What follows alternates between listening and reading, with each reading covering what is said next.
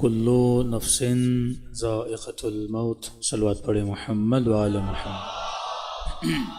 کہ کلو نفس ذائقۃ الموت، ہر نفس کو موت کا ذائقہ چکھنا ہے۔ جتنے لوگ آج فرش عذاب پر ہیں، ایک وقت آئے گا کہ ہم سب زمینوں کے اندر ہوں گے۔ موت ایک ایسی حقیقت ہے کہ جس کا انکار نہ مسلمان نے کیا، نہ ہندو نے کیا، نہ کرسچن نے کیا، یہاں تک کہ جو لادین بھی ہے، جو کسی دین کو نہیں مانتا، وہ بھی موت کا انکار نہیں کر سکتا۔ اور مقام تعجب یہ ہے کہ ایک ایسی حقیقت جس کا انکار کسی انسان نے نہ کیا، اور اتنی بارز ترین برملا ترین حقیقت جس کو ہر انسان جانتا ہے کہ موت آنی ہے، لیکن تعجب کا مقام یہ ہے کہ اتنی کھلم کھلی حقیقت سے انسان غافل ہو جاتا ہے۔ یعنی انسان مال سے اتنا غافل نہیں ہوتا، کھانے سے اتنا غافل نہیں ہوتا، شہوت سے اتنا غافل نہیں ہوتا، گھومنے پھرنے سے اتنا غافل نہیں ہوتا، نیند سے اتنا غافل نہیں ہوتا، لیکن جو چیز انسان کو یاد نہیں رہتی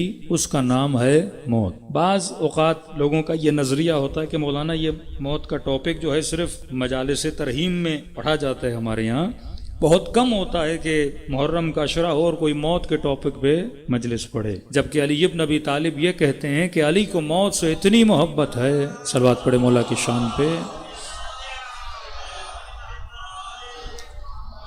جتنی چھوٹے بچے کو اپنی ماں کے دودھ سے محبت ہوتی ہے۔ جبکہ قرآن یہ کہے کہ ولی ہونے کی نشانی یہی ہے کہ ولی موت کی تمنا کرتا ہے۔ ان زعمتم انکم اولیاء اللہ من دون الناس، اگر تم یہ سمجھتے ہو ان لوگوں کے درمیان میں سے تم ہی ولی ہو تو فتمنوا الموت ان کنتم صادقین، تو موت کی تمنا کر کے دکھاؤ اگر تم سچے ہو۔ اور جس بھی معصوم کی زیارت اٹھائیں، دعائے عرفہ اٹھائیں، زیارت عاشوراء اٹھا لیں، یا مکارم اخلاق اٹھا لیں، مولا کے جتنی بھی زیارتیں اٹھائیں گے وہاں پہ اولیاء اللہ کی نشانی، خود زیارت امین اللہ میں آپ پڑھیں گے، مشتاقون الی لقاء اللہ، اللہ کے ولی وہ ہوتے ہیں، اللہ کے بندے وہ ہوتے ہیں جو خدا کی ملاقات کے لیے مشتاق ہوتے ہیں، اشتیاق رکھتے ہیں کہ کب وہ دن آئے اور وہ اللہ کی زیارت کریں، اللہ کی ملاقات میں چلے جائیں۔ لیکن ایک نظریہ پایا جاتا ہے کہ بھائی عمومی مجالس میں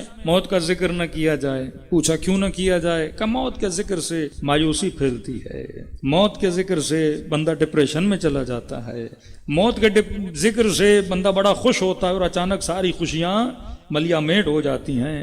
ہاں، موت کا ذکر کرنا ہے تو بوڑھوں کی محفل میں کیا کریں، ہاں 40 سال کے بعد، 45 سال کے بعد۔ اب جوان اتنا انرجی ہے اس جوان میں کام کرنے کی، دنیا کی تقودوں میں اور بھاگ دوڑ میں آگے پیچھے جانے کی، اور آپ اسے موت کا درس دے دیں گے تو یہ تو ڈپریس ہو جائے گا بیچارہ، پھر نوکری پہ کون جائے گا، پھر کمانے کون جائے گا؟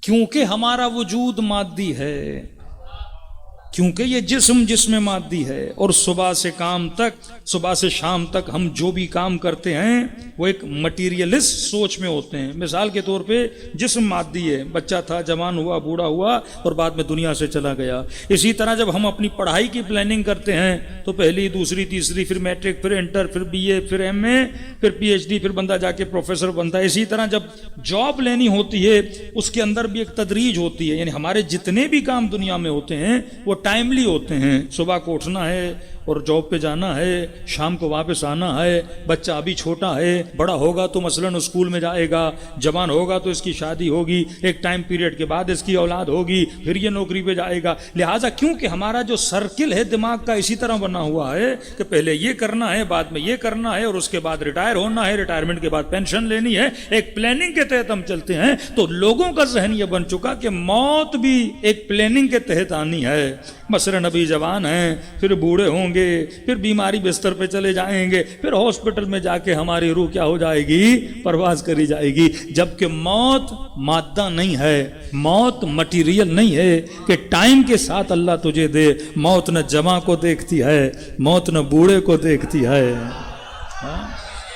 اور عجیب جملہ میرے مولا نے فرمایا جس طرح تمہارا ارادہ ٹائم کا پابند نہیں ہے، کیونکہ یہ جو ارادہ کرتے ہو یہ روح کرتی ہے، جسم تو نہیں کرتا۔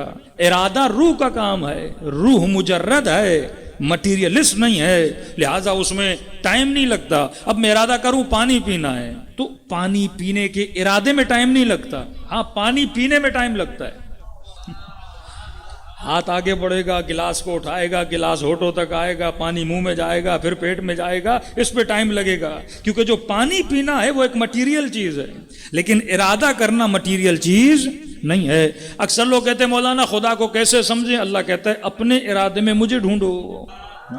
اللہ کا ارادہ کیا ہے؟ اذا اراد شیئا ان یقول له کن فیکون، وہ جب بھی کسی چیز کا ارادہ کرتا ہے تو خدا کہتا ہے ہو، اور وہ چیز ہو جاتی ہے۔ سیم تمہارا ارادہ بھی ایسے ہی ہے، ارادے کرنے میں ٹائم نہیں لگتا۔ اگر ٹائم لگتا تو مجھے لفظ بنانے میں ٹائم لگتا، سوچنے میں ٹائم لگتا، لفظوں کا منہ پہ اور زباں پہ آنے میں ٹائم لگتا۔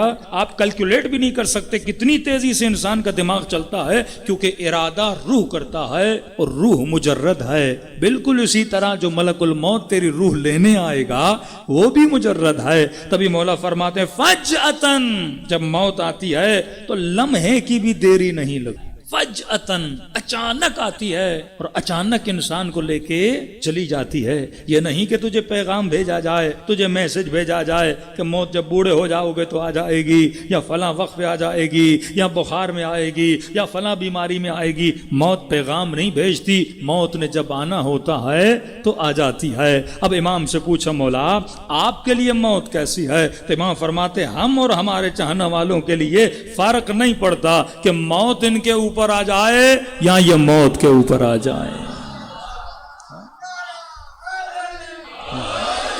بہت بڑے مجتہد نجف کے قبلہ مرزا شیرازی صاحب، ان سے کسی شاگرد نے پوچھا قبلہ اگر آپ کو پتا چلے آپ 3 دن کے بعد مر جائیں گے تو آپ بتائیے آپ کون سی تیاری کریں گے؟ آپ کو پتا ہے مثلاً بھائی کربلا جانا ہے، ہفتے میں جلدی کرو ویزا لگ چکا ہے، اب بندہ ادھر ادھر کپڑے تیار کرے، بیگ پھٹا ہوا ہے نیا بیگ لے، ایک تیاری لگتی ہے۔ آپ کو بتایا جا بھائی خوش نصیب ہو تمہارا ٹکٹ نکلا ہے، صبح مثلاً 4 بجے ایئرپورٹ پہنچنا اور جا رہے ہو، تو بندے کو اس میں بھی بھائی آپ 2 دن پہلے بتا دیتے، 3 دن پہلے بتا، ملک الموت تو 1 گھنٹہ پہلے بھی نہیں بتاتا کہ میں نے آنا ہے۔ آقا مرزا شیرازی سے کا قبلہ اگر آپ کو بتا دیا جائے کہ 1 ہفتے میں آپ نے دنیا سے چلے جانا ہے، آپ کون سی تیاری کریں گے؟ اب پوچھنے والے نے یہ سمجھا قبلہ بولیں گے قرآن پڑھوں گا اور یہ کروں گا اور وہ کروں گا اور فلاں زیارت پہ جاؤں گا اور حج بجا لاؤں گا اور قرض ادا کروں گا۔ انہوں نے کہا میرے لال میں وہی کروں گا جو آج تک کرتا ہوا آیا ہوں، مطلب میں ڈیلی تیار رہتا ہوں، میں ڈیلی ہر لمحہ موت کے لیے کیا رہتا ہوں؟ تیار رہتا ہوں۔ تیاری وہ کرے جو علی کی سیرت کو نہ جانتا ہو، جو اہل بیت کے چاہنے والے ہیں۔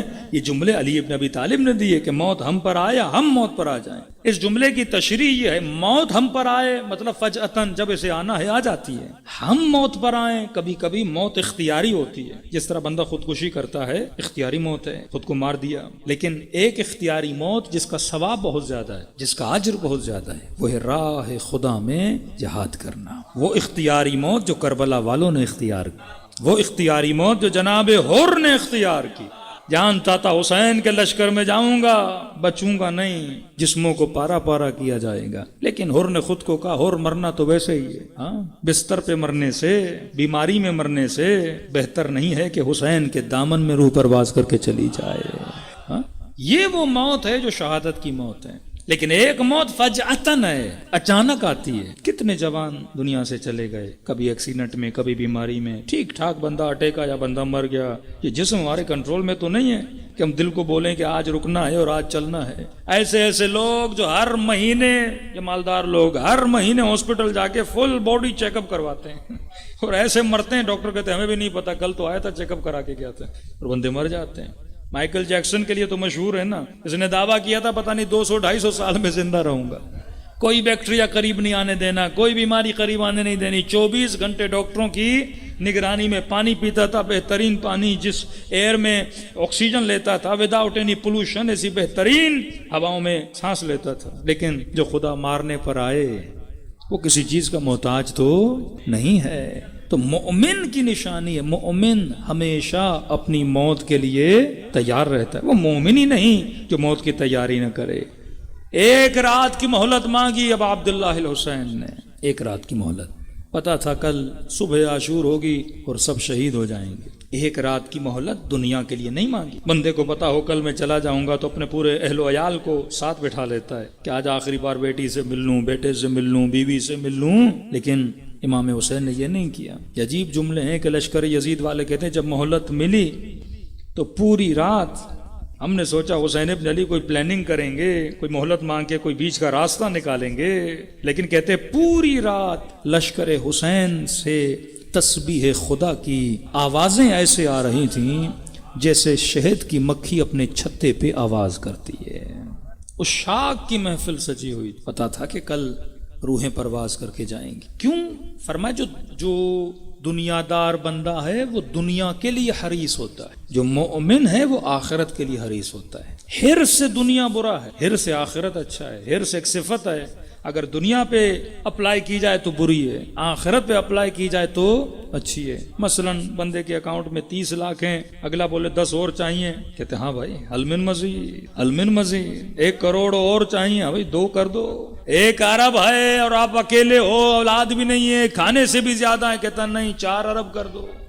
دنیا کا حرص ہے نا. دنیا کا امیر ترین بندہ بھی آپ ڈھونڈ لیں جو لکھا جاتا ہے یہ موسٹ سب سے زیادہ ورتھیسٹ مین ہے، دنیا میں سب سے زیادہ پیسے والا بندہ ہے، اور اس سے بھی بولو بھائی یہ نفع ہے، کہتا نہیں حل من مزید، حل من مزید. تمہاری 10 پشتوں کے لیے پیسہ انف ہے، کہتا نہیں اور چاہیے اور چاہیے. یہ دنیا دار بندے کی صفت. مومن کی مثال کب بالکل اسی طرح جس طرح وہ دنیا کے لیے حرص رکھتا ہے، مومن آخرت کے لیے حریص ہوتا ہے. آج تک ایک بندے نے لاکھ کما کے یہ نہیں بولا کہ انف ہے، کہتے اور چاہیے. کہ مومن بھی ایسا ہے، جتنی اللہ کی عبادت کرے کہتے اور کروں اور کروں. حسین سے زیادہ تو کسی نے اللہ کی عبادت نہیں کی نا میرے آقا سے زیادہ. بی بی زینب فرماتی ہیں میدان عرفہ میں جب دعائے عرفہ پڑھتے تھے، آخر میں جب رب آتا ہے یا رب یا رب یا رب، کہ اتنی مرتبہ میرے بھائی یا رب کہتے تھے کہ غش کھا کے زمین پہ گر پڑتے تھے. 100 رکعت نماز پڑھنے والے ایک رات کی مہلت ملی ہے. اب بھی حسین چاہتے ہیں کہ اللہ کی تسبیح کی جائے، کیونکہ جو عاشق ہوتا ہے وہ معشوق کی دوری کبھی پسند نہیں کرتا. مشتاقون الی لقاء اللہ، تو وہ لوگ موت سے محبت کرتے ہیں جن کو اللہ سے عشق ہوتا ہے، جن کو پروردگار عالم سے لگاؤ ہوتا ہے. اور یہ عشق پیدا کرنے کے طریقے اہل بیت نے بتائے ہیں. شیخ عباس قمی کی کتاب ہے منازل الآخرہ، اس کو ضرور پڑھیں. اس کتاب کے پڑھنے سے آپ کو آخرت سے عشق آئے گا. سورہ الرحمن پڑھنے سے عشق آتا ہے. جو تھوڑے بہت دنیا دار ہیں نا تو رحمان پڑھنے سے بڑے خوش ہوتے ہیں، جن کو نہریں اچھی لگتی ہیں، دودھ اچھا لگتا ہے، حوریں اچھی لگتی ہیں، خیمے اچھے لگتے ہیں، زمرد امرد کے پتھر اچھے لگتے ہیں. تو خدا دنیا دار لوگوں کو وہی مثالیں دے کر بتاتا ہے جن چیزوں کے لیے تو یہاں دوڑ رہا ہے، یہی چیزیں دنیا میں نے بنائی ہیں، اس سے 10 گنا بہتر میں جنت میں بنا کے تیرے لیے تیرے انتظار میں بیٹھا ہوں. لیکن فرماتے ہیں جو عشاق خدا ہیں، عجیب روایت ہے، کہتے ہیں جو اللہ کے عاشق ہیں جنت کی حوریں انتظار کریں گی کہ بندہ ہماری طرف دیکھے. وہ کہیں گے اللہ کے حسن سے فارغ ہوں تو تیرے حسن کی طرف توجہ کریں گے. لالچ والی عبادت، یہ بھی امیر المومنین کا جملہ ہے نا، لالچ والی عبادت، غلاموں والی عبادت، عاشقوں والی عبادت. عبادت کرو تو عشاق والی عبادت کرو، اور وہ تب ہوتی ہے جب عشق پروردگار عالم دلوں میں آتا ہے. اب بندہ جب عاشق خدا بن جاتا ہے تو اللہ کہتا ہے جتنا تیرے دل میں میرا عشق ہے میں لوگوں کو تیرا عاشق بنا دیتا ہوں.